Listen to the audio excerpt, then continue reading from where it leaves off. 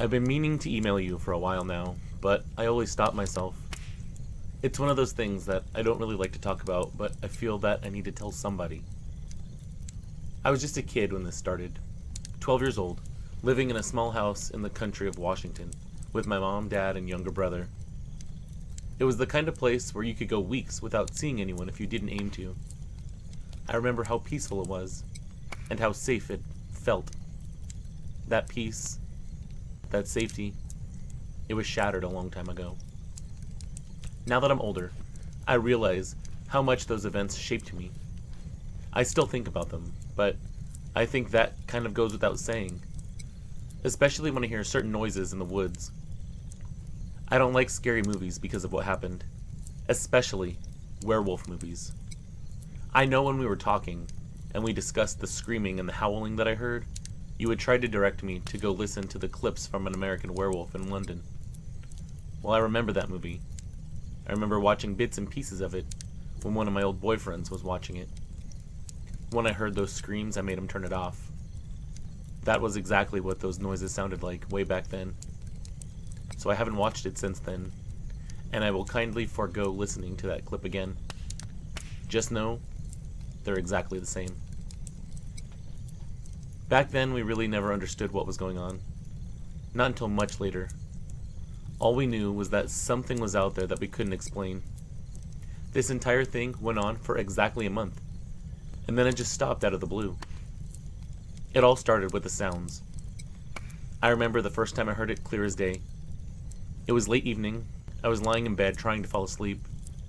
The window was cracked open a bit, and I could hear the usual nighttime noises. But then, out of nowhere, there was this howling sound that was accompanied by this unearthly scream. If you haven't heard the noises that the werewolf from An American Werewolf in London makes, go listen to them. That's what it sounded like. I knew from the start it wasn't a coyote or anything familiar.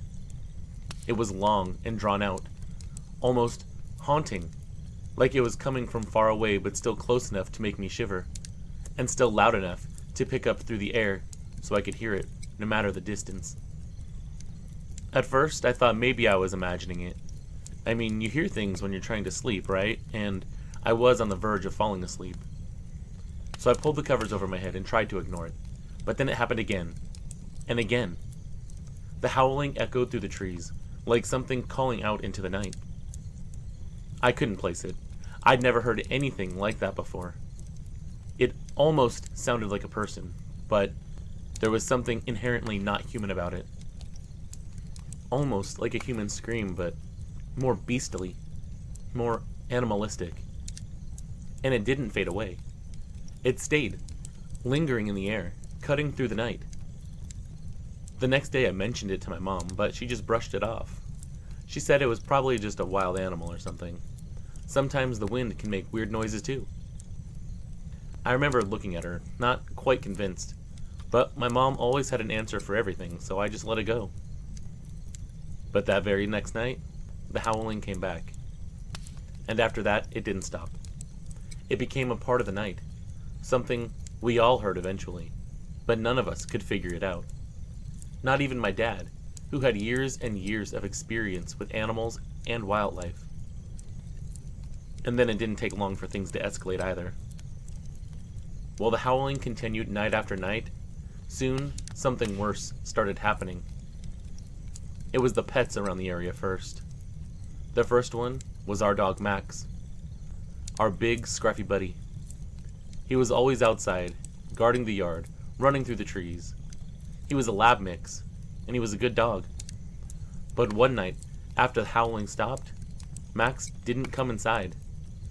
I thought maybe he'd gotten distracted, or found something to chase, but by the morning, still no sign of him.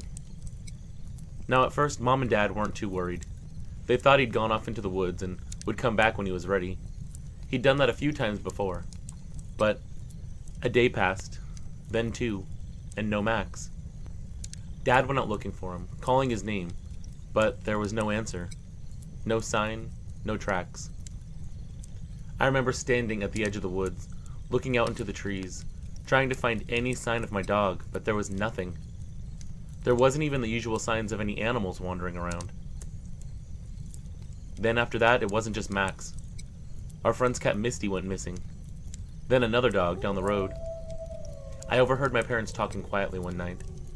They were concerned now, talking about how all these animals had vanished without a trace. But when I asked them about it, they just told me to stay inside and stop worrying. How could I not? How could I stop worrying? The howling kept up, night after night, and it felt like it was circling us, getting louder, almost like it was mocking us. Every night, I lay awake, listening to the howling, waiting for something to happen, begging sleep to come so I could finally rest. After Max disappeared, things just started to feel off. I couldn't explain it, but the whole place felt wrong, like something bad had come, and whatever it wasn't gonna let us just go back to the way things were before. I loved playing with Max. I loved my dog. I always felt safe when I was around him. But now, it was like my protector was missing.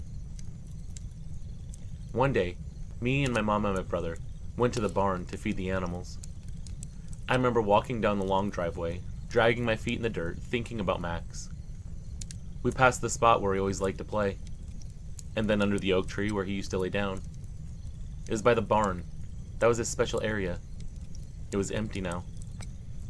That spot felt cold and abandoned, and I couldn't shake the sorrow that Max wouldn't be coming back. I just knew it deep down that I'd never see him again. When we reached the barn, I went to check on the chickens while my brother grabbed some hay. But when I opened the chicken coop door, I froze. The bodies were scattered inside. The chickens, or what was left of them, had been torn apart.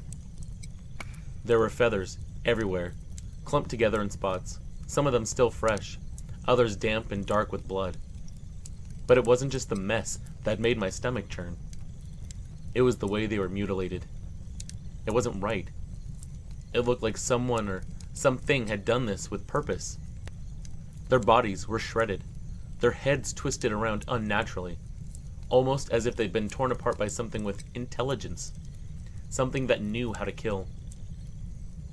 When I snapped out of the trance I was in, I screamed so loud my throat hurt. My mom and Dylan came over to me, and my mom pulled me away from the carnage. She slammed the coop door shut and told us to go back inside. I know she didn't mean it, but when we hesitated, she yelled at us to listen to her. We went into the house, tears running down both of our faces, and I was terrified at this point. When we got back to the house, I saw Dad had already gone into the woods to search for Max again, and the worry on my mom's face when she came and told me that she knew something was very wrong. We weren't just losing pets anymore. Something else was happening, and none of us could still explain it. My parents didn't discuss the chickens in front of us, but I know it disturbed both of them, and every firearm we had in the house was now in the dining room. To me, it felt like my dad was going to war. That night, the howling came back once again, louder than ever, and in between the howls was something else. That sharp, high-pitched scream, like an animal in pain. But that sound didn't fade away like another animal's cry would. It just lingered in the night. All of us stayed up late that night, all gathered around in the living room, but it didn't help. The fear in the air felt too thick to shake. Dad said we had to figure out what was going on, and that we would do it tomorrow. He kept talking about how we might need to set traps or something, or get some help. I was afraid that whatever was out there wasn't going to be caught in some trap, and I remember feeling a deep, gnawing unease. It wasn't just the howling, or the loss of our pet. It was the way everything had started to feel wrong, like something evil and calculating was in the woods. Something we weren't supposed to see, but it was watching us. And that evil was taking root right near our home. And then the next morning, we found something else that made it all too real. I woke up early that morning. The howling had kept me up most of the night, and when I finally drifted off, strange dreams kept waking me up. Dreams of chickens and monsters. I could hear my parents talking in the kitchen, but their voices were low. It sounded like they were discussing something serious, but I couldn't quite make out what. I didn't want to eavesdrop, but part of me felt like I needed to know what was going on. So I slowly got up and tiptoed down the hall to the kitchen. Mom and Dad were sitting at the table, staring at something in Dad's hands. He was holding what looked like a scrap of torn cloth. It looked dirty and covered in mud, like it had been dragged through the woods. It looked like a piece of one of our old blankets, but it didn't make sense. And then I realized why it looked so familiar. As I stared at that, I realized it was from the bandana that we had around Max's neck. The edges were frayed, and there were dark stains on it. Stains I can only imagine were blood. I swallowed hard and stayed in the doorway, not wanting to interrupt, but also needing to understand what they were talking about. My mom wanted to go in the woods and figure out what was going on. I could tell she was really upset and angry with what my dad had found. But Dad, on the other hand, didn't agree. He didn't want to go looking for something that they didn't know how to handle. It was clear now that they were both scared, more than they were letting on. I turned and went back to my room, waiting until I was alone to cry over Max. It turns out, my mom won that argument, and a few hours later, my dad and his friend Brian went out into the woods where my dad found the piece of bandana. By the time they left the house, I was a mess of nerves. I didn't want them to go out there. I could feel this pressing dread on my chest. They walked towards the tree line and didn't look back at the house. I think they just wanted to get it over with, to find out what was going on and maybe, just maybe, get some answers. From what I know, they approached the area where Max's bandana was, and the air had a certain smell to it, like blood, and the specific scent of decay. They reached the spot where my dad had found it, and Brian bent down to look around. There was a patch of dirt where something had been dragged through the underbrush, but no sign of Max, and no tracks. That's when Brian pointed out this wasn't just an animal. It couldn't be. I didn't want to think about what he meant. Brian didn't like what he was seeing at all. It was like something found Max and got him in an instant. It didn't even look like my poor dog was able to put up a fight. When they got back, they made us go upstairs so the adults could talk for a bit. After that, my parents were trying to act calm, like everything was going to be fine, but I knew better. The look on Dad's face and the fact that Brian was hanging around far longer than he normally does told me everything I needed to know. They were scared, and that scared me so much more. That night, Brian ended up spending the night, and he was there to witness more of the same howling, just the same as always. My parents started talking about getting other people involved, like a warden or the police. I heard them talking downstairs with Brian. Their voices were low, but I could tell they were arguing now. I couldn't make out words, but I could hear the frustration and fear in their tone. Whatever had been in the woods wasn't just a threat to our pets. It was coming closer to the house, and without Max, we didn't have an animal to alert us if it came too close. It was like that conversation manifested what happened next, though. Around midnight, there was a loud bang, like something heavy hitting the side of the house. I jumped out of bed. Something was out there. Something large and unafraid of getting close to the house. I ran downstairs to the hall to get my parents, but by the time I got there, they were already standing by the window, peering out into the darkness. Brian's face was pale as he looked at my dad. His hands were gripping the rifle. My dad's held his shotgun. They said it was right outside. That sent a cold wave of terror through me. I pressed my back to the wall, trying to make myself as small as possible. Honestly, I don't know how long we stood there, frozen in place, but it felt like hours. The 5 of us stood there, listening in hushed tones for anything that could indicate where that thing was. And then there was one of those screams that was so loud, I swear that it was standing right outside of the front door. I could feel it in my chest, and a shockwave of terror made my legs buckle. My brother was so upset he started crying, and my mom went to him to console him. I went to my dad. I needed to be close to him to feel safe. He moved to the door, his hands hovering over the lock. He seemed to be listening to something, as if he could hear it better than the rest of us. It was a scratching noise, and I started to hear it too, like claws digging against something close. He and Brian exchanged a look, and I think at that point they were silently agreeing that if they had to, they would go out there and open fire. and then finally, that scratching noise seemed to stop. I don't know if it was because whatever had been out there had moved away, or if it was just waiting. But nothing happened after that. The night dragged on in silence. The howling picked up again in the distance. It still felt like this thing was mocking us. My dad and Brian sat on the couch closest to the door. The guns were in their laps. They were silent, but every once in a while they would exchange a look.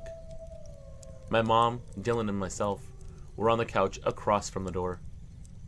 We were trying to get as far away from that door as possible, but still be in the same room as my dad and Brian, because we felt safer with them.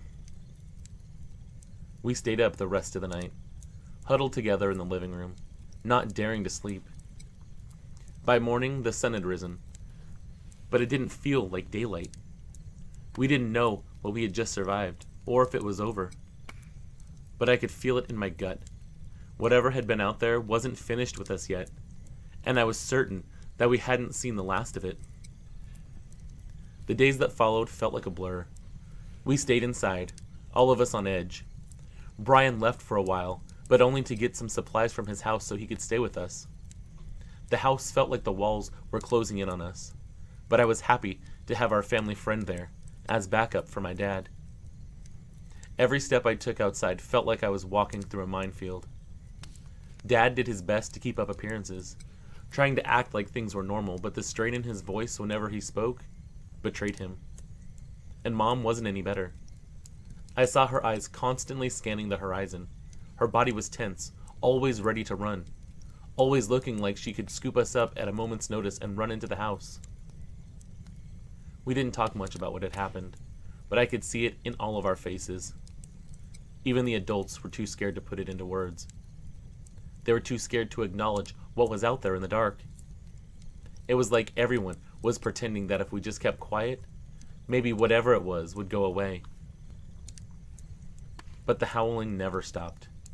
Every night it would start, low and haunting at first, almost like a distant cry. And then, as the night wore on, it would grow louder, and then the screams would start. It got to the point where I couldn't sleep at all.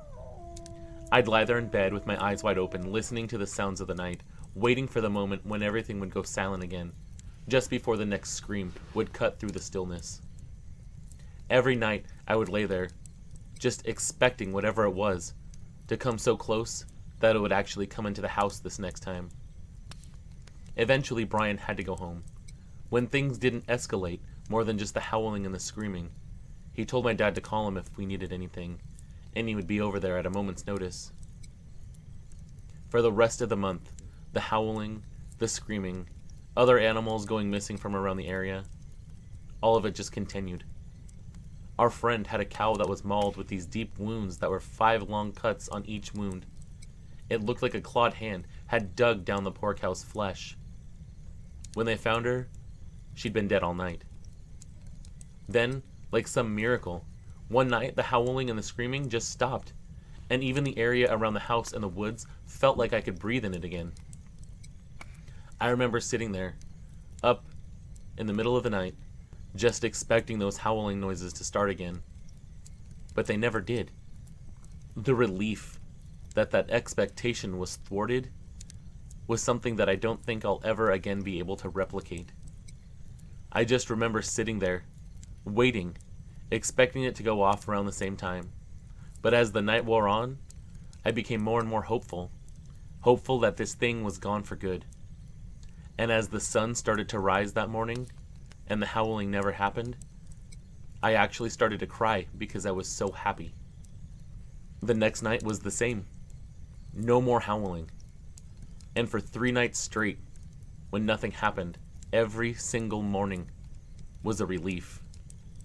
I mean, we were still very apprehensive for a very long time, but whatever it was really did seem to move on. And it wasn't until about a year later that I heard from my parents about something our family friend Danny had told them. You see, he heard all the same crazy shit that we did, the screams and the howls, heard about all the animals that had gone missing or turning up dead, but he actually claims to have seen what was causing it. According to him, he was driving home from one of his shifts around 11:30 at night when he saw something run into one of the fields about 5 miles from our house. What he saw was a massive wolf running on 2 legs, buffer than any bodybuilder that you could ever see. It was shaggy, and the fur was a chocolate brown as far as he could tell. The way it ran was the same way a man runs, according to him, arms swinging back and forth. He said the whole shape was very human, except for the obvious canine qualities. The first and only thing that popped into my mind was werewolf, obviously, especially because based off of his description, the thing he saw was flat-footed and had no tail either. After our conversations during your interview, you enlightened me to the difference between a werewolf and a dogman. So that's why I reached out to Danny to see if he still remembered the specific details. He said it's something that he would never forget. He's sure that the thing he saw was about 6 feet tall, tailless, and had legs like a man does. So my question is this. Did it move on to somewhere else to terrify and ravage? Or did something else happen to it? Do they really change back and forth? Or is it the same horrible beast all the time? And if there's terrifying things like this out there, are there other things that are even more terrifying? Or is this just a one-off, and everything else is just make-believe? Part of me doesn't think that that's the truth at all. If this creature exists, then other things have to too. But I, for one, well, I never want to see this or anything else like it as long as I live.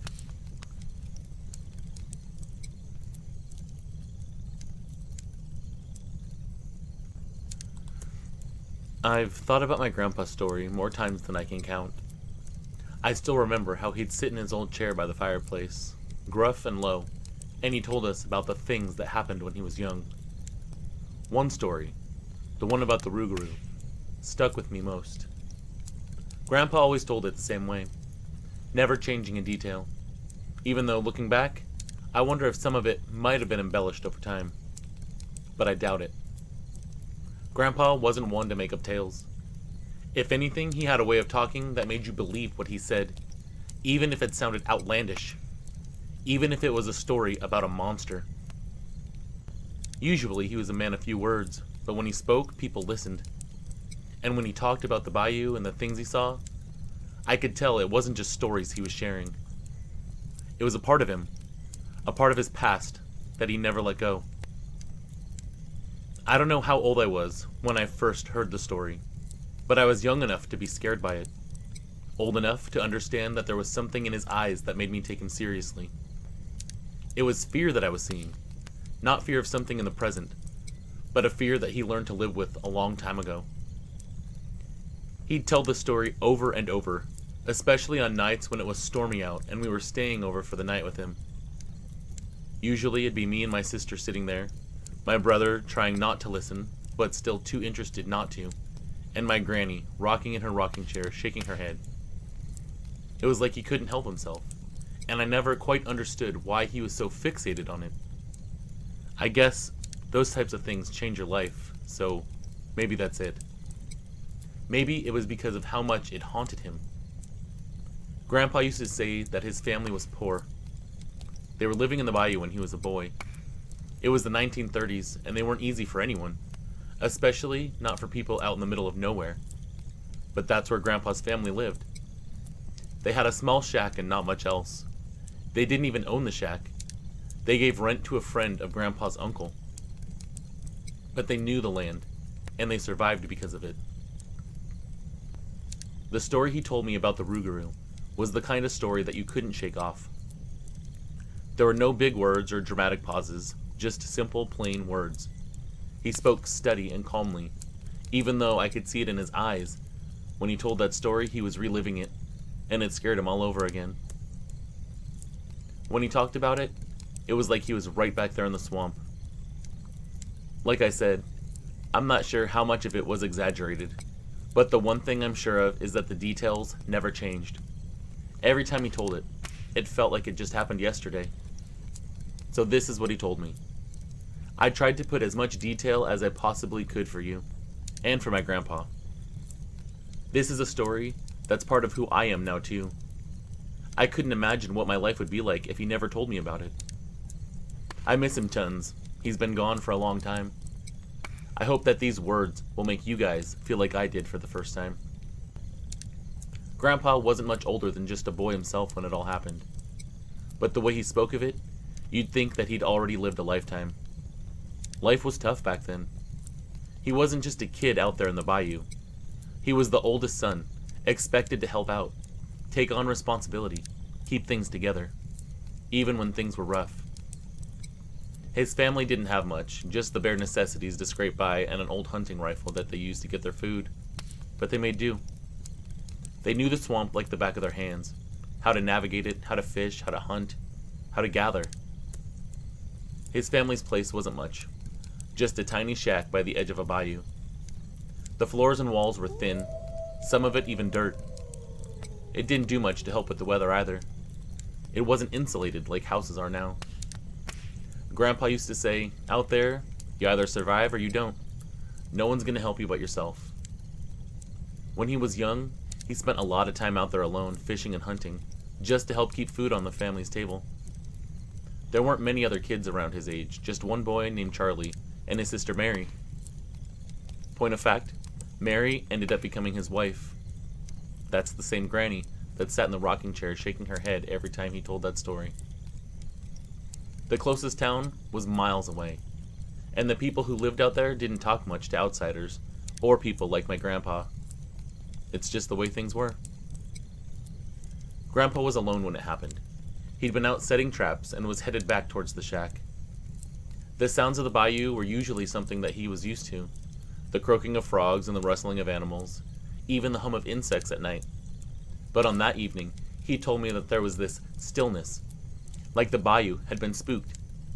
It wasn't the normal kind of quiet either, the kind you get when everything's asleep.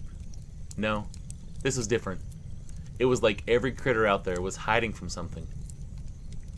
Grandpa, being used to the land, noticed this immediately. He figured maybe there was some type of bear out there. But as he walked on, he started to feel the hairs on the back of his neck prickle up. He couldn't explain it then, but he felt like something was watching him. It wasn't until he started seeing something moving in the shadows of the trees that he realized that he wasn't alone. His immediate thought was a black bear. Maybe one wandered around into the swamp for some food. But when he looked again, he realized that it wasn't a bear. It was something his grandpa told him about. It was the rugaru. Grandpa stopped dead in his tracks when he saw it. It was standing in the trees near a small clearing when he was walking towards it. At first, he only saw the body of it, but he still knew exactly what he was looking at. He grew up on those stories, and back then, superstitions were taken a little more seriously than they are now. He didn't try to rationalize it. He believed right away what he was looking at. It was covered in dark brown fur, short and thick. It looked like every muscle it had was hulked up, and it was very, very dangerous looking. The way the legs were standing, it looked just like a man. Worse yet, it looked like how it was meant to stand, on 2 legs, not 4. It had the same arms as a man. They didn't look like they were meant for walking on. Grandpa always said that they were hands, not paws, and the hands had claws on each finger. They were long and curved, like something meant for tearing and killing. It wasn't the kind of thing that just blended in with the shadows either. This thing stood out. But still, it stood perfectly still, just breathing in and out while it watched my grandpa. His first thought was to run, but he didn't want it following him back to his family. He had 2 little sisters back home, and my great-grandma was expecting another little one. He said he also didn't want to make any sudden movements, not with the rugaru watching him. He knew exactly what it was capable of. He'd seen bears and gators, but this filled him with a fear that was unlike any other fear. This was deeper. It was more spiritual. The more he looked, the more details came into focus. Its chest was wide. The head was sticking out slightly from behind a tree, and it was shaped like a wolf's, with a long snout and pointed ears, and what he called big night eyes, which meant it was capable of seeing well in the dark. There was something about the way that it looked at him that felt human too. He believed until the day he died that the rugaru had once been a man. Its eyes glowed faintly in the dim light, not like the reflection of the moon, but like they had their own light, and they were this yellow-greenish color. He said it came with a stench too, so foul it was like nothing he'd smelled before. It was a mixture of a pungent metallic smell that made his nose burn, something rotting, and thick musk. And it just stood there staring, waiting for him to do something. That was the part that terrified Grandpa most. He used to lean in at this part and say, "Animals act on their nature. They attack, or they run. But this thing was thinking." Even back then, he understood the intelligence of the way that this thing moved, the way it watched him, like it was waiting to react to how Grandpa reacted himself.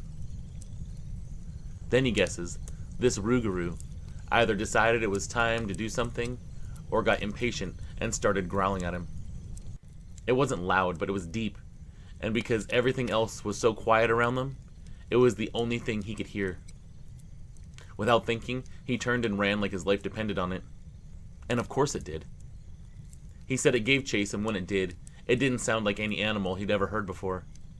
It was whooping and yipping like it was excited to finally be chasing him. The footsteps were heavy, but it was clear to him that this thing was very capable running on two legs.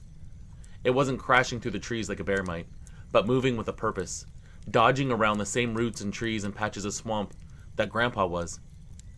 It was like it knew exactly where he was going and how to cut him off if it wanted to. If you've never been to the bayou, let me tell you, it is absolutely thick with trees and plants and roots, so running through it at night isn't an easy thing. It wasn't something Grandpa would normally do either. It was dangerous.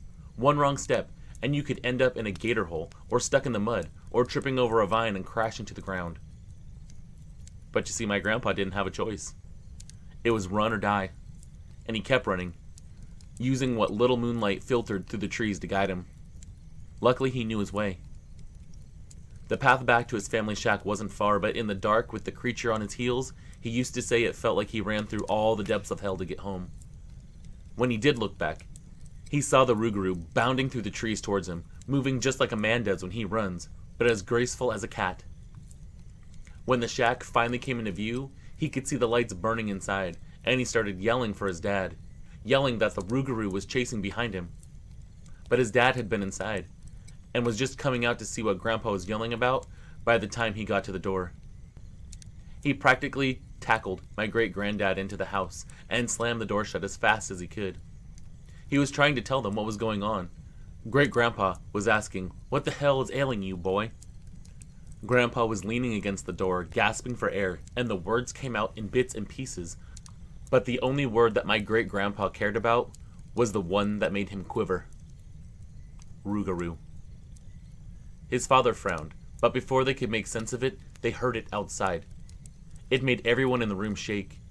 Grandpa's younger siblings started crying, and my great-grandma did her best to console them. But she was pretty far along and terrified herself. Great-grandpa grabbed the shotgun that his uncle had gifted him from the corner and loaded it. He told them all to stay back and move towards the door, the barrel of the shotgun pointed ready at it. The rugaru started scratching at the door and growling. Grandpa said the sound was unbearable, like nails on a chalkboard, but deeper. But it was like the creature knew it was scaring them, and it kept it up because it enjoyed it. They could hear it start moving around outside, circling the shack. Every now and then, it would thump against the wall or run a claw along it. Great-grandpa shouted through the door. He shouted to get out of there, or he'd fill it with buckshot. His voice was strong, but Grandpa said you could hear the fear in it. The creature didn't respond in any way they could understand, but instead, it hit the back of the shack with so much force that the whole place shook, and they could hear it growling at them. But after a few more moments, the breathing stopped. There was a shuffling sound, and then howling further into the trees. It was away from the shack now, and it was past the clearing that the shack was in. Grandpa said they sat there for the rest of the night, waiting, listening, too scared to even light a lantern. When the sun rose, Great-grandpa unbolted the door and stepped outside with Grandpa close behind him. The area in the front of the shack was torn up, and deep claw marks raked across the shack. Dirt was gouged in places, like something heavy had dug into it. But the rugaru itself was gone. Grandpa and Great-Grandpa crept around the shack, searching the area for any sign of the rugaru. The early morning light made everything feel less intimidating, but the fear was still there. The claw marks on the walls were deep and jagged. Each groove was as wide as Grandpa's fingers. They found prints all over the mud, twice the size of Great-Grandpa's shoe, and shaped wrong. The back part had a heel, but the front had long toes. The tracks led deeper into the woods, disappearing into the depths. It looked like it had gone back the way it came. But Great-Grandpa refused to follow it, now or ever, and my grandpa was relieved to hear him say that. They didn't find any other signs of the rugaru, but the damage it left behind was enough. When they got back to the shack, Great-Grandma warned everyone to stay inside after dark. She knew about the rugaru too. Even my Great-Grandpa wasn't an exception. He agreed. He said, "We don't want to meet it again." Grandpa said he never forgot that night. He said it was the kind of fear that settled deep in your bones and didn't even fade when the rugaru was gone. Life in the bayou was hard enough without fearing that the beast was going to come back, so they didn't talk about it, especially around the younger siblings. But one day, when it was just Grandpa and Great-Grandpa out hunting, right after my Great-Grandpa had given birth, my Great-Grandpa pointed out that he thought the rugaru that chased Grandpa had understood my Great-Grandpa's threats of pulling the trigger, and that's why it acted out of frustration and ran off. That revelation hit Grandpa harder than most of the rest of the encounter, and I think that's the reason why he still thought to the day that he died that the rugaru had been a man. Just how intelligent was that thing? Or did it understand human speech because it could change from human to beast? Over the years, Grandpa would tell that story whenever someone asked about strange things in the bayou. He'd say, "Some would say that maybe it was just a big wolf. But if you believe in the rugaru, you know better than that." Like I said, the details never changed. Not once, no matter how many times he told it. I'd heard that story over a dozen times. Grandpa always ended the story the same way too. There's things out there in the swamp, more than just the rugaru. We had the luck of just seeing it. But there's more out there than most folks have ever even heard about. I miss you, Grandpa. Thanks for opening my eyes. Rest in peace. Thank you for sending me your grandpa's story, Terrence. I hope I did him justice.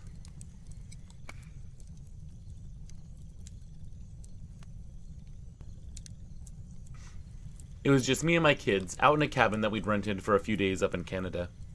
I'm a single dad, and these trips were the best I could do to give them something different than the usual routine. My son Jake and my daughter Emily are both 16. They're twins, and they're both good kids. They're the type to laugh and joke around, but when it comes time to get serious, they can handle themselves. The cabin was in a quiet part of the woods, far from any town or neighbors. There was no cell phone signal either, which was fine with me. I didn't want to be bothered. The two people that I wanted to spend time with were right there with me. It was supposed to be just a few days of peace and quiet for us. And at first, we didn't do much, other than walk around the woods, fish, and just hang out outside. At night, we'd look up at the stars. It wasn't anything fancy, but it was enough to get away from the stress of everyday life. We'd come up from the States a few days prior to the encounter. When we got there, we noticed the cabin was small but cozy. It had a big porch and a wood stove. It's surrounded by trees and thick forest. The kids were excited when we got there. I didn't have to twist their arms. They wanted to go out and explore nature with me. You see, they're both into nature, so they like the idea of being surrounded by all those trees. Jake's the more outgoing one, always joking around and getting into things. Emily's quieter and a bit more thoughtful, but she's not afraid to speak her mind when she wants to. They get along for the most part, though like any teenagers, they've got their moments. I didn't want to admit it, but things had been tough. Life, work, all of it. Their mom had passed 10 years prior to this, and raising them by myself was really hard. Their trip was just what we needed to get away from all of it. One afternoon, I decided to take a walk on my own. The kids didn't mind. They were doing their own thing, probably arguing over what movie to watch next or who was going to make dinner. The fact that they wanted to make dinner made me happy. One less thing I had to worry about. Although I was hoping Emily would win that fight, because Jake, not much of a good cook. But anyway, I left the cabin, walked down a narrow trail that led into the woods. It was a nice, cool day, the kind that made it easy to forget about all the stress that I was trying to escape. I just needed a bit of quiet, some time to clear my head. So I just kept walking for a while, lost in my thoughts, not really paying attention to where it was that I was going. The sun was still out, but not for much longer. That's when I stumbled onto something I wasn't expecting. It was a deer, sprawled out in the dirt. Its body was twisted in a way that made it clear it hadn't been killed long ago. The blood was still fresh, and pooling around it in the dirt. I stopped, staring at it for a moment, not sure of what to make of it.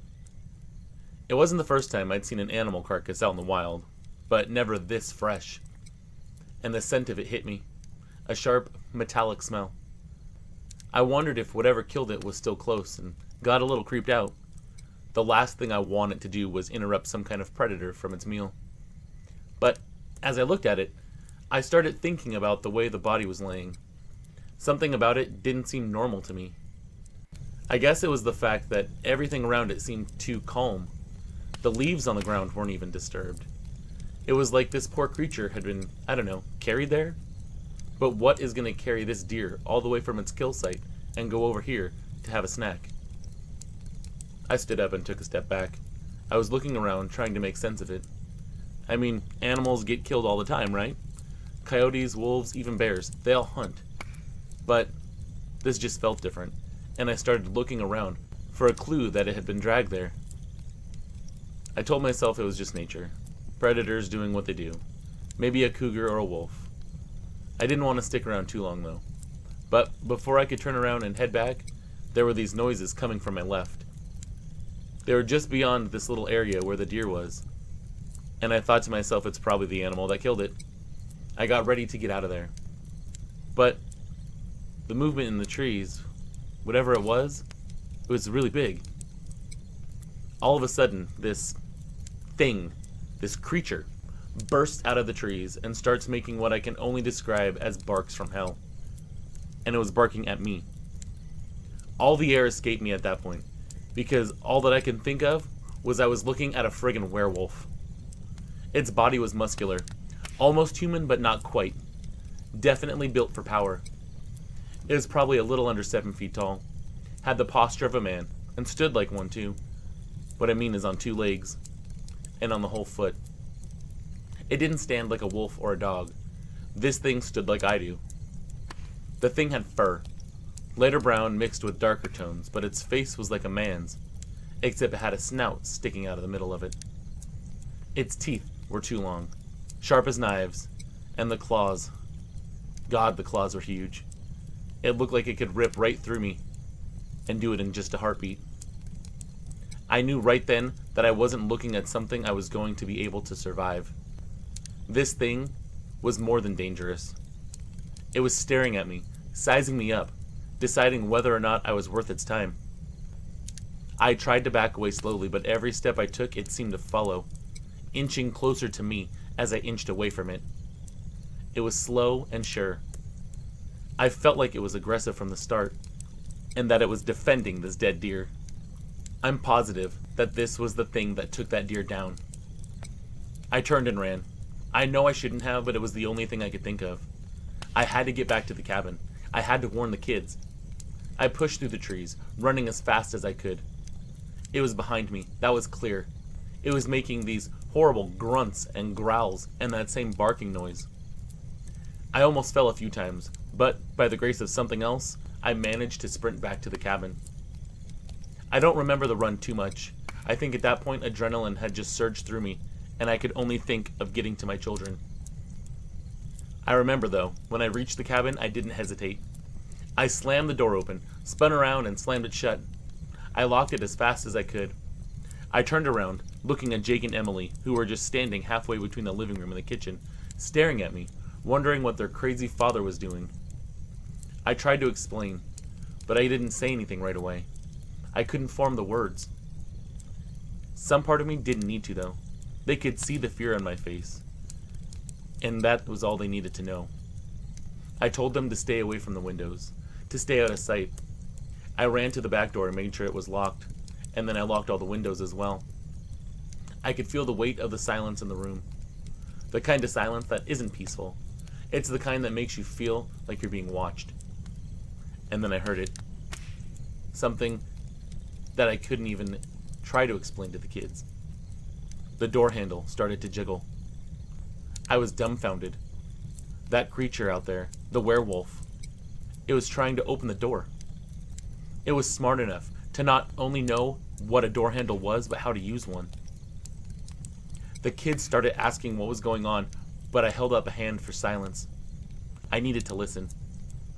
They didn't say another word, but they did cross the room and stand right behind me. I knew they were freaking out, and I didn't blame them. They needed answers, so I just whispered, "I saw something in the woods, and it chased me back here." Emily asked, "Something that can open a door? Are you sure it's not a person?" The jiggling stopped, and I turned to them. I could see the fear in their eyes, and I shook my head and said, "No, it was not a person. Now stay low and stay quiet." I went to the window myself, peeking through the blinds. I didn't want to see it, but I had to. I had to know where it was. And then I saw it in the yard, staring at the cabin. We were losing sunlight fast, and I knew there wasn't anything we could do. I pulled the curtain shut tight and stepped away from the glass. I was starting to panic. I was starting to hyperventilate, but I knew I needed to stay calm and keep my kids safe. So we stayed there huddled together in the living room, listening for a good long while. The last bit of sun faded. The full moon was coming out. I remember the moon, vividly, because at that point, I thought that if werewolves were real, then this moon was the reason it was out. I don't know if it's something dumb to think, but I was just trying to put two and two together at that point. I saw a monster that looked like a wolf running around on two legs, and there was a full moon out. What else was I supposed to think?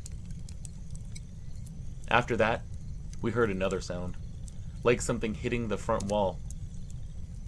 Turns out it was rocks. This creature was actually throwing rocks at the cabin. They were hitting the walls one after another.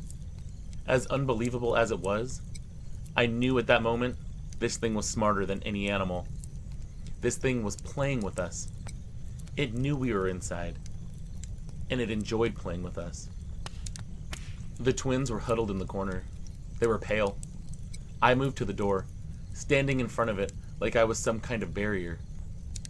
My hand was on the gun that I'd brought. I hadn't planned on needing it, but now I wouldn't let it go. The rocks just kept coming. Thud, thud, thud. They were hitting the walls harder now, like whatever was outside was getting impatient. I had a thought that maybe it was trying to spook us enough to get us to run. Maybe that was a hunting tactic it used, to make its prey feel like it's not safe there at all, so they'd take a chance on running from it. I was smarter than that. We weren't going anywhere. Yet.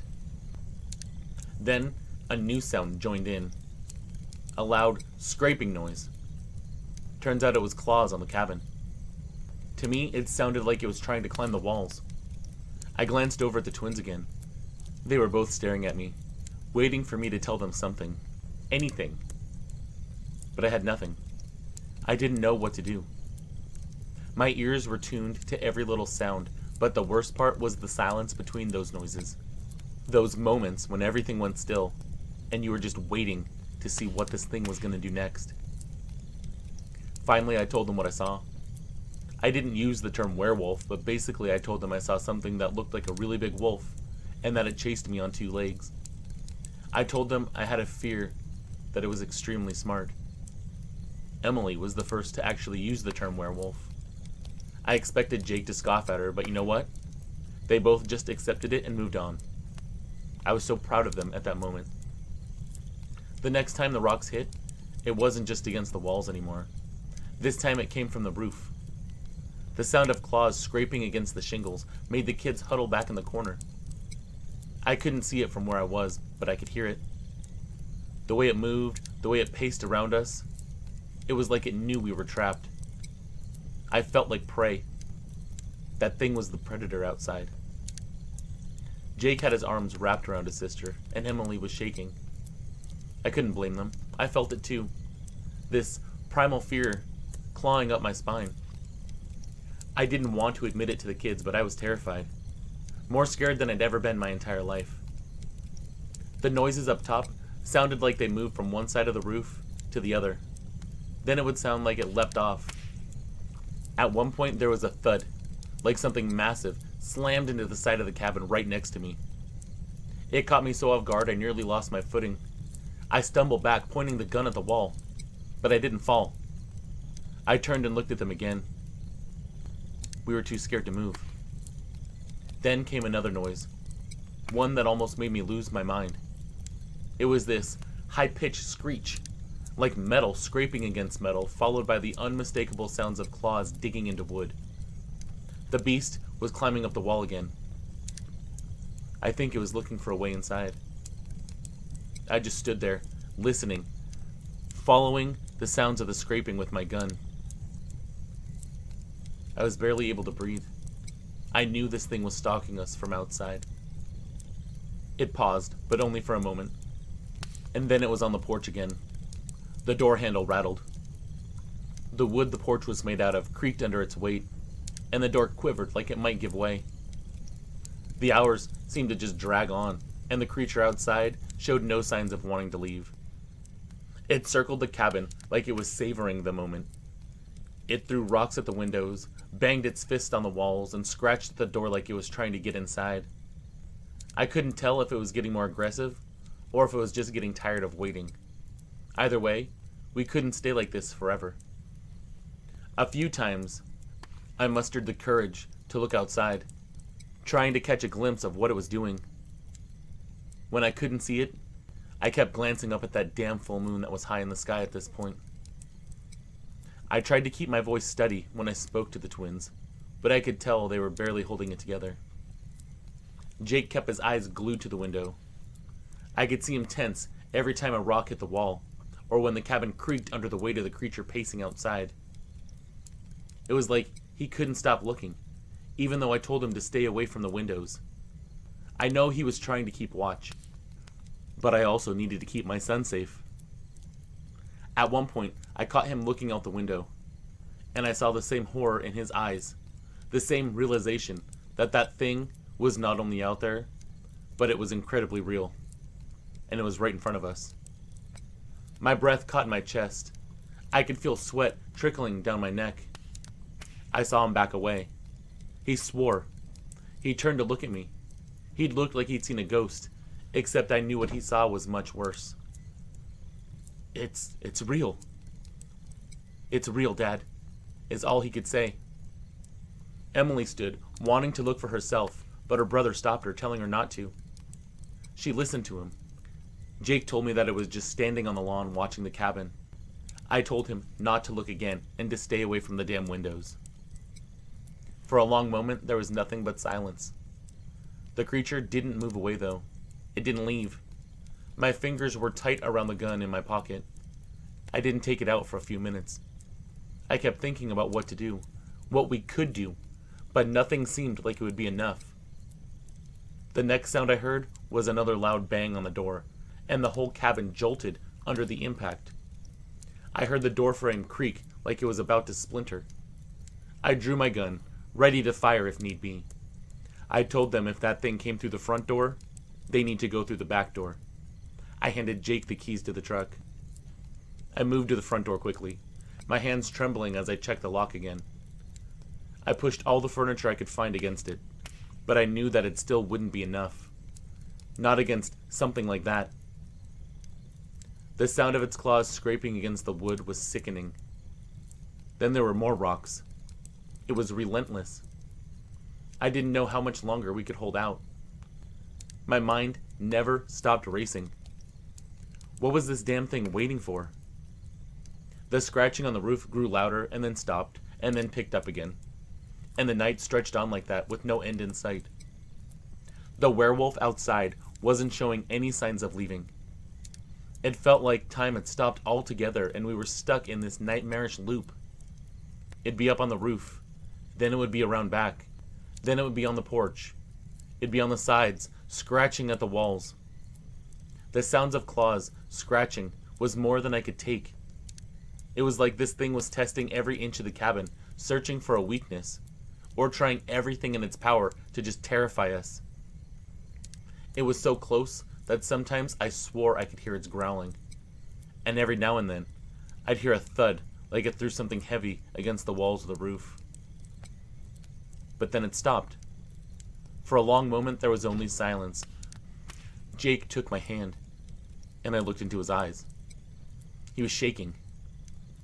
"Dad, what do we do? We have to get out of here." His voice was barely audible. And then that thing started howling. It was a long, chilling sound that I will never forget, and I know neither of the twins will either. I put my arm around both of them. I think, at that moment, I needed them as much as they needed me. The three of us were all we had in that stupid little cabin. I promised them that we were going to get out of this. I told myself that they would at least get out of this. If I had to die to save them, then that's what was going to happen. The hours just dragged on, and on, and on. Minutes felt like days. The seconds felt like hours. The howling outside became more frequent and more aggressive. At one point, the creature stopped moving. It was so quiet that I hoped that maybe, just maybe, it had given up and left. But I didn't trust it. The silence was too unnatural and too deliberate. I thought to myself that it was waiting, maybe hiding out, watching us, wanting us to think that it left. Once again, I wasn't falling for its trap. If it had been this patient and stayed this long, it wasn't just going to leave on a whim. Another crash sounded not too long after that. It was from the side of the cabin. This loud bang, followed by more claws scraping against the wood. I congratulated myself on not falling for its trap, because I knew it. I knew that it wasn't gone. And then it stopped again, until there was another thud. It came from the roof again. This heavy thump, followed by another thump, and another. It was like this thing was on the roof, just stomping around. Then it was down again, throwing more rocks. Another rock came next. It slammed into the side of the cabin, followed by another and another, and this thing started barking like it was even more pissed off, like it was frustrated that it had to wait so long. And then, just as suddenly as it started, it stopped again. I heard the howling, but as this thing howled and screamed, it seemed to get more distant. That's when I knew that we couldn't wait any longer. We had to make a move. We had to get out of there before it was too late. I didn't want to hear anymore. That thing sounded far enough off to where we could make it to the truck. I grabbed the twins by the hands, and I pulled them towards the back door. We had to move, and we had to do it now. We couldn't wait for that creature to come back. So we ran. I covered them with the gun, watching the forest, making sure that it wasn't going to attack. We went as fast as we could. Just bolted for the truck, leaving everything behind. All that mattered was getting to the truck. Jake threw the door open. I was right there behind them, and I practically shoved them inside and slammed it shut. I didn't even wait for them to buckle up. I just started the engine and floored the gas. I didn't stop to look back. I didn't care where that thing was at that point. We were leaving. Whatever it was, we were gone. If it jumped out in front of me, I was mowing it down. It might mess up the truck, but it would mess that thing up more. Hopefully. We hit the main highway, and we just kept going. The fear still clung to me. I felt damp because I was so sweaty. The fear just wouldn't let go of me. I was shaking, holding the wheel as tight as I could because that was the only thing that was grounding me. The kids were quiet in the back, both of them just staring out the windows. I glanced back every time I could. I could see the fear still in their eyes. But I told them we were over. That it was safe. That we were safe. They didn't answer. They both just nodded. I could tell they were exhausted. We drove for hours. When we finally stopped, the sun was up, and we only stopped at a gas station to gas up. I refueled. The kids stayed in the cab, too exhausted to get out. We were all too tired, too strung out from the night before. We didn't even get snacks. We just hopped in the truck and kept going. We didn't have any family nearby. We didn't have any family in Canada. We'd just been up there for a visit. I wasn't sure where we could go that we would feel safe. So we just drove until we crossed back over the border into North Dakota.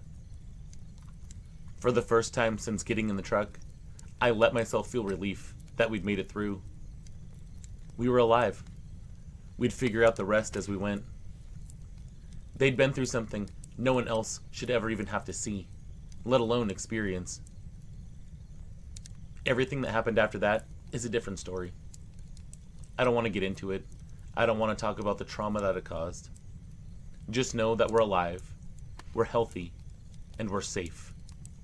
And that is all that matters.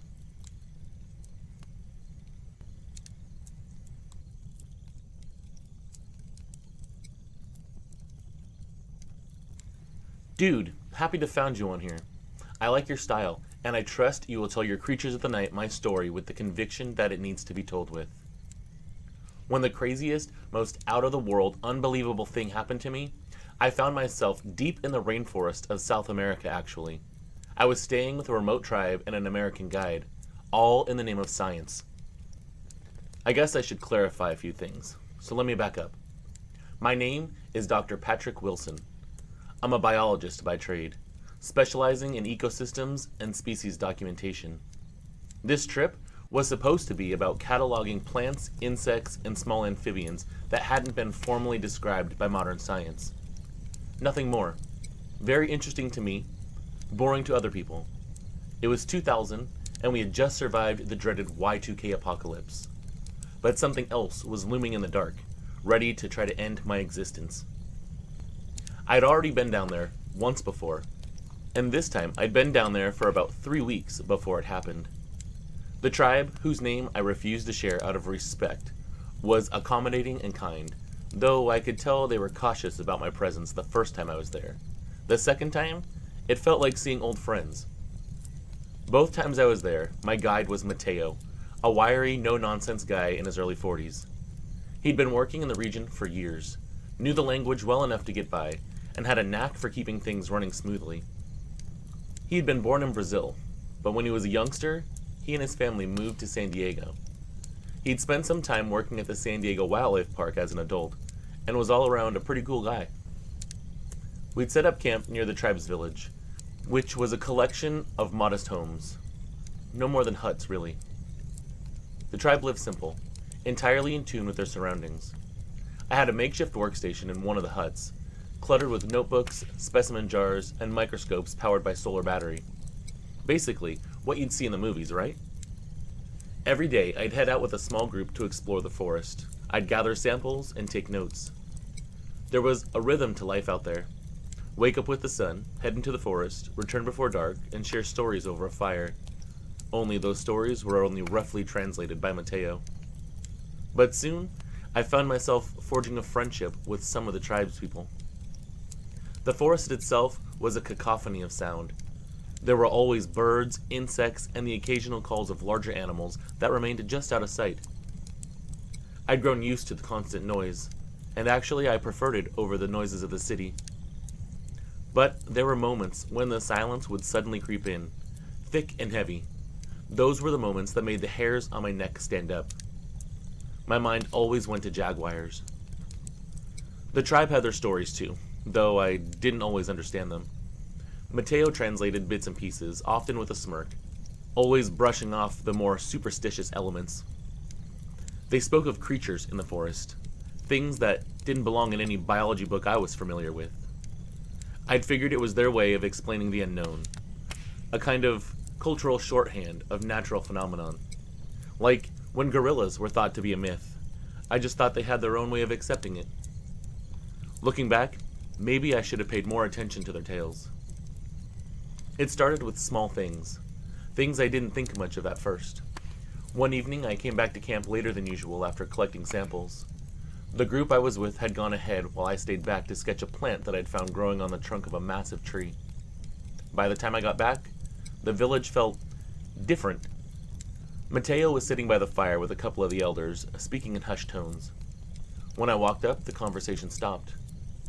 Mateo gave me a tight smile and waved me over, but something was just off with him. The elders glanced at each other before heading back to their huts without saying another word to Mateo. I asked what that was about.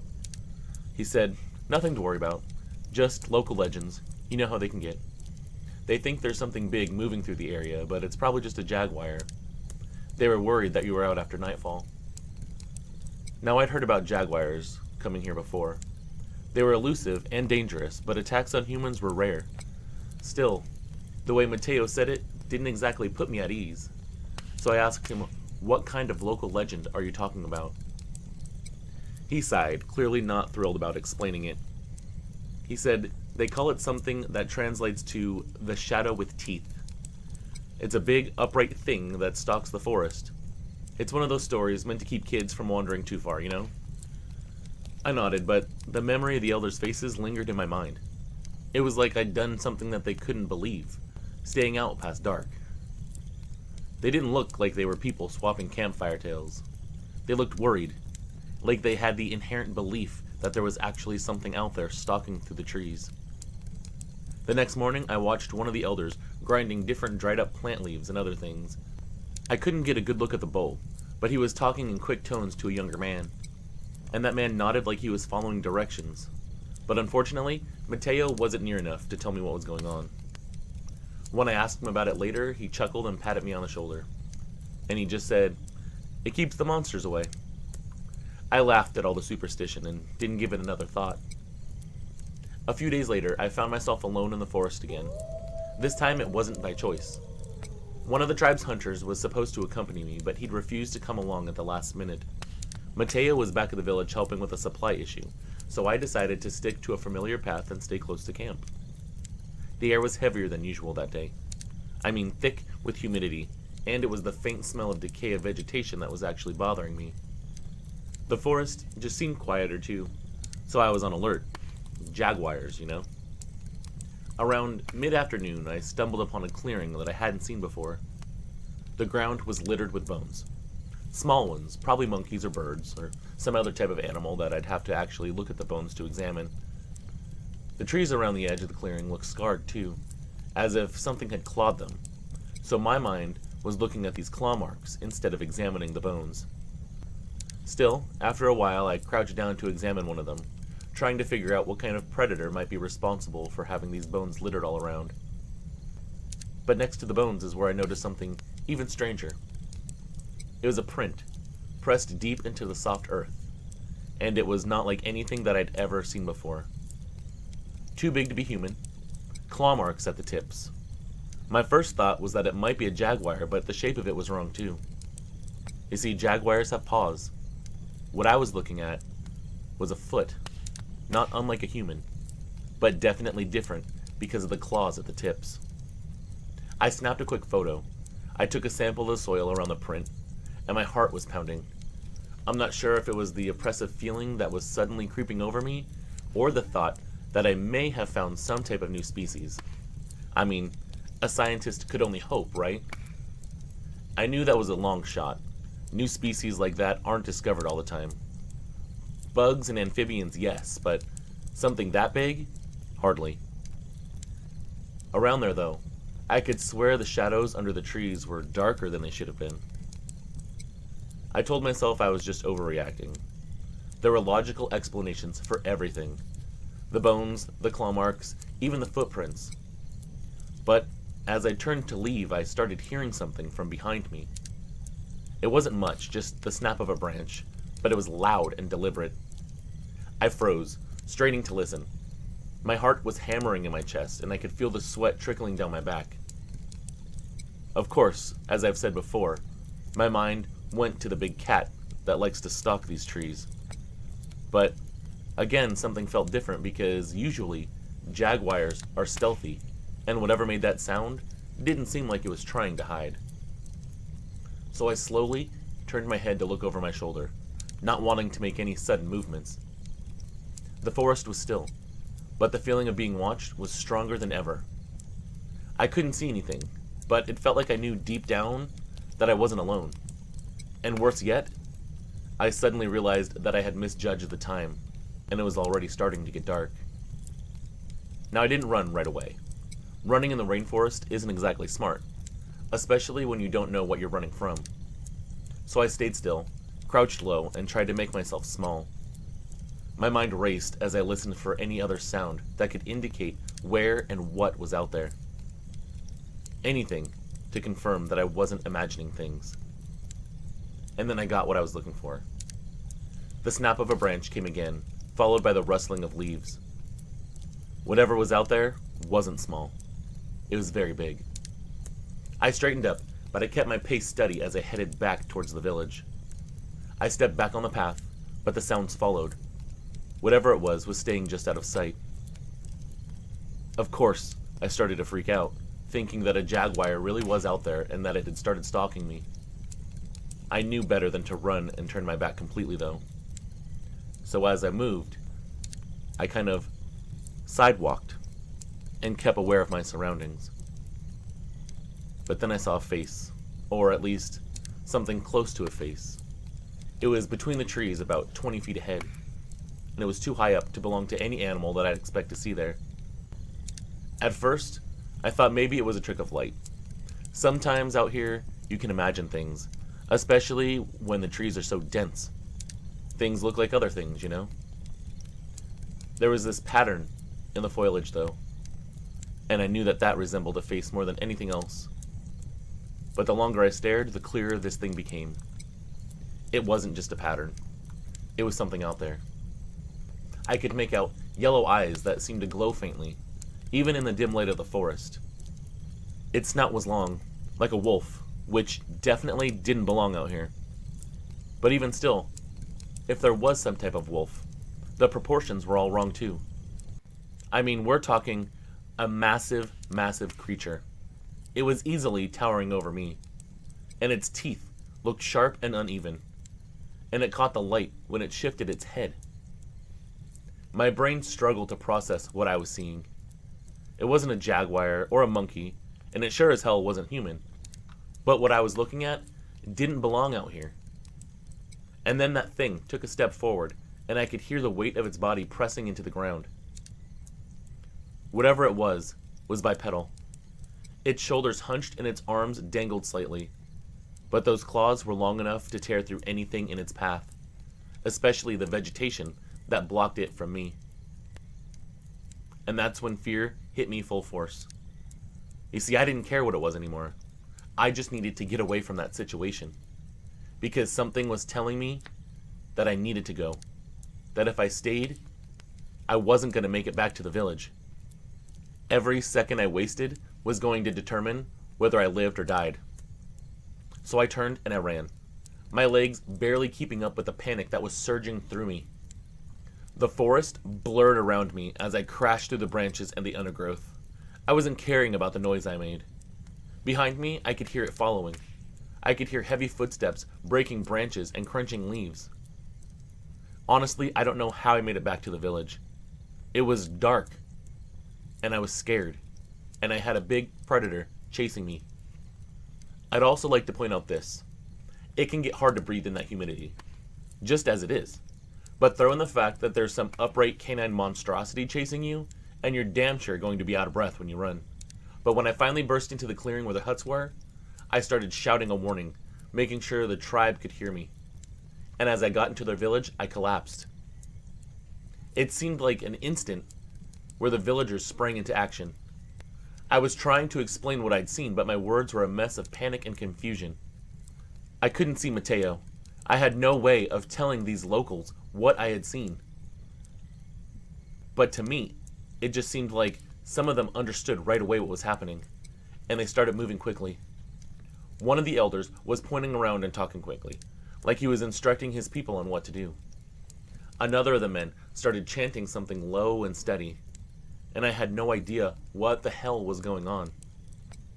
And then, luckily, Mateo showed up, and his face paled when he saw the state that I was in. I told him everything in as few words as possible, and he didn't question me. Instead, he translated my account to one of the elders, and when he finished, they looked at each other and nodded grimly. He was pointing at a line of this stuff, for lack of a better term. It was on the ground, and he was excitedly telling Mateo something. Mateo looked at me, unsure, and told me that it will keep the shadow with teeth away. I looked at the stuff on the ground and realized it was the leaf mixture that I had seen being made the other day. And as I stared at it, I had one thought. We're all gonna die. Then from the edge of the forest, that monstrosity appeared. It stopped just short of the clearing. Its massive frame was illuminated by the flickering firelight, and its eyes seemed to lock right onto me. I felt this primal, bone-deep terror unlike anything I'd ever felt before. And going out to these remote locations, I have been in some dicey situations before. I stared at this thing, still not knowing what the hell I was looking at, but thinking of superstitions from back home. It paced back and forth, staying just outside the line of the mixture. Its breathing was heavy, almost like a growl, and every exhale made its chest rise and fall. This thing looked furious. It was baring its teeth and snapping at the air like it wanted to lunge forward, but for some reason couldn't. Every villager stayed silent. Their movements were careful, as they reinforced that line of whatever mixture it was. The elder who had made it stood closest to the boundary. His expression was calm, but firm. He didn't seem scared at all. And you know what? That creature didn't cross. It watched us for what felt like hours, but in all actuality, it was probably only a few minutes. Then, without warning, it turned and disappeared into the forest. Once the creature disappeared, the villagers stayed on edge. No one spoke or moved for several long minutes. Even the children, who usually were darting between the huts and giggling by the fire's edge, stayed huddled closely to their mothers. The tension was in the air, almost as suffocating as the heat. I was still trying to catch my breath. I was leaning heavily against one of the huts, my shirt soaked with sweat. My hands were shaking. My mind was racing through everything I'd seen. The creature, it wasn't just some predator. Not like anything I'd read about in all my years of studying wildlife. It was something entirely different, and that thought terrified me more than anything. What I saw was not a possibility as far as I was concerned. There were no bipedal wolves here, nor anywhere else, especially of that size, and extra especially, not any that are warded off by some crazy tribal magical powder. The elder who prepared the mixture finally turned to me and said something in his language. Mateo, who was still pale and tight-lipped, started translating. He explained that the mixture was made from plants known to protect from spirits, at least according to their traditions. For all I knew, it just had a smell that thing didn't like and was refusing to cross. They went on to explain that mixture wasn't meant to harm the creature. It was just to keep it at bay.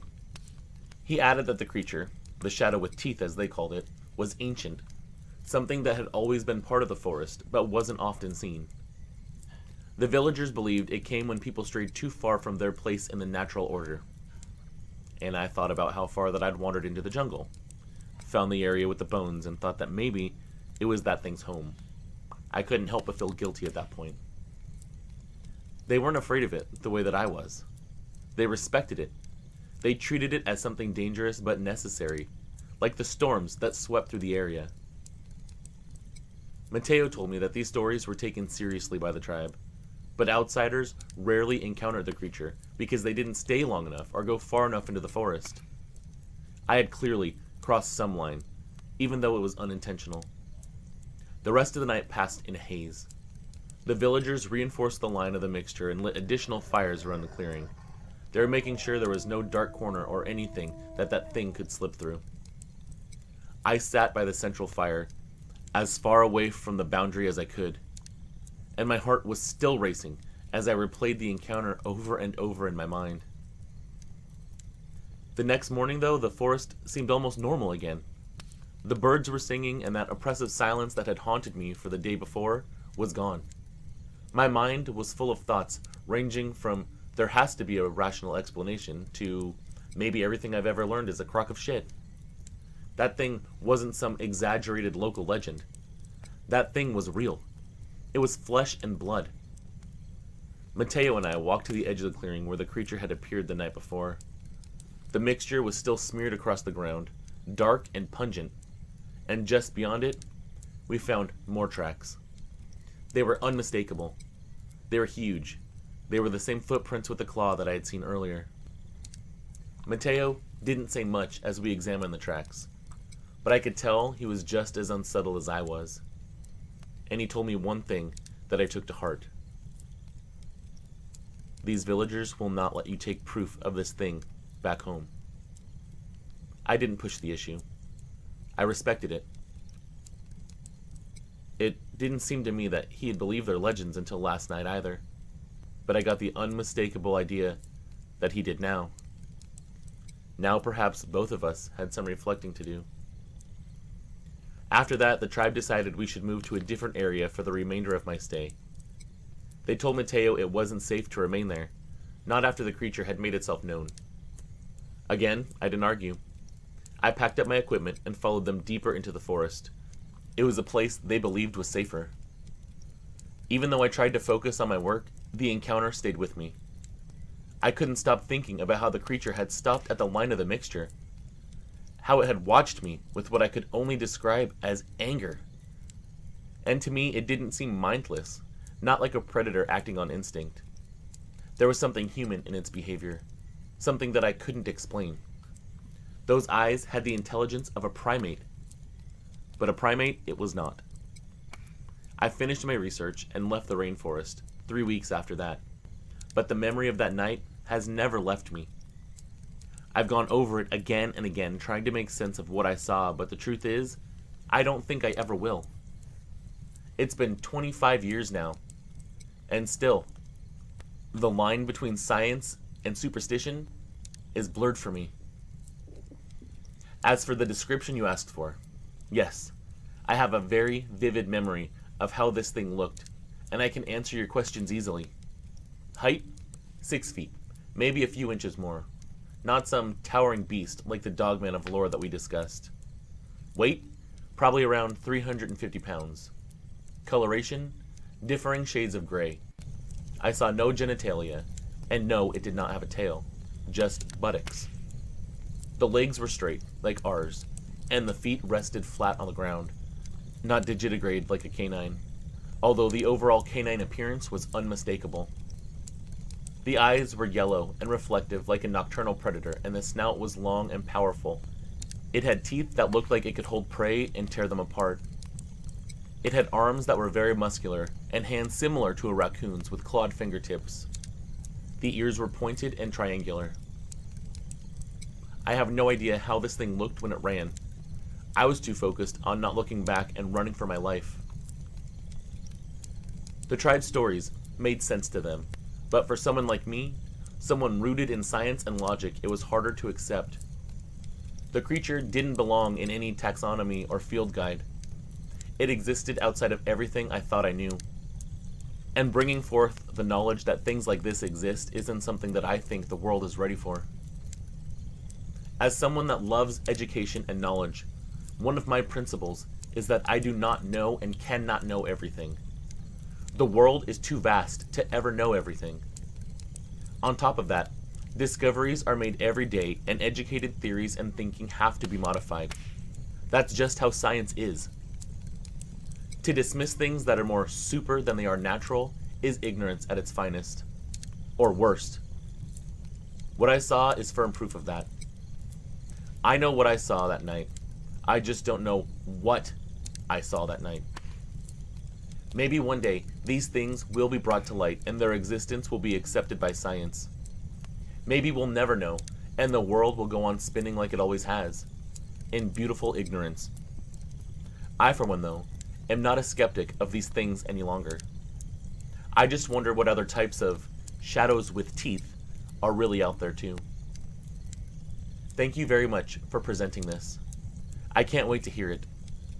And one other thing that I have to confirm, just because I know a lot of people will doubt this story, is that I didn't elaborate on anything.